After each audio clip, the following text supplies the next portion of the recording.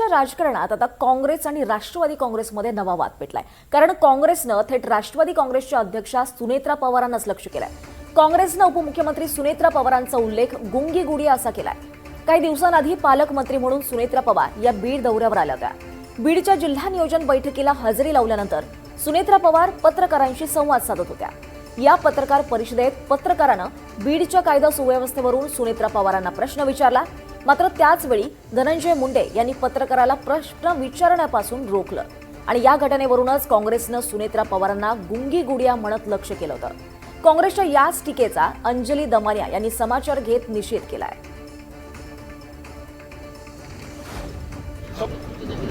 कायदा सुव्यवस्थेचा प्रश्न आहे. शासकीय कायदा सुव्यवस्थेचा प्रश्न आहे. कार्यालयामध्ये संस्था चालक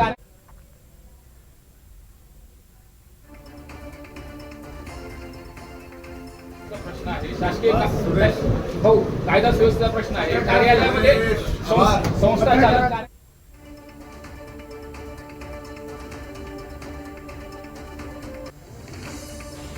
सुनेत्राबाई पवार यांच्यावर अजितदादांच्या अकाली निधनामुळे अचानक पक्षाच्या नेतृत्वाची आणि त्याचबरोबर राज्य सरकारमध्ये उपमुख्यमंत्री पदाची जबाबदारी आलेली आहे.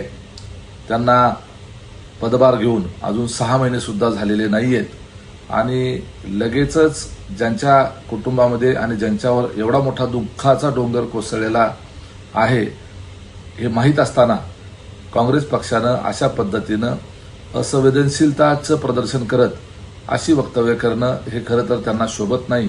एक प्रकारे त्यांनी गुंगी गुडिया हे सुनेत्राबाईंच्या संदर्भानं उल्लेख करून काँग्रेसच्या त्यांच्याच नेत्या असलेल्या इंदिरा गांधी यांची सुद्धा एक प्रकारे टिंगल केलेली आहे हे यातून दिसतं.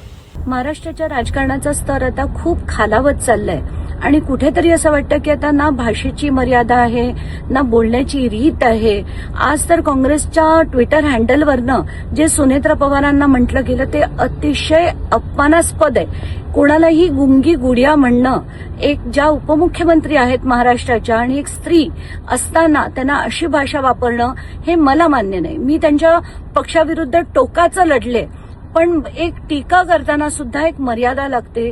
तुम्हाला त्यांना काही बोलत नाही त्याची टीका करायची तुम्ही करा, पण गुंगी गुडिया म्हणणं हे बिलकुल शोभत नाही काँग्रेससारख्या पक्षाला.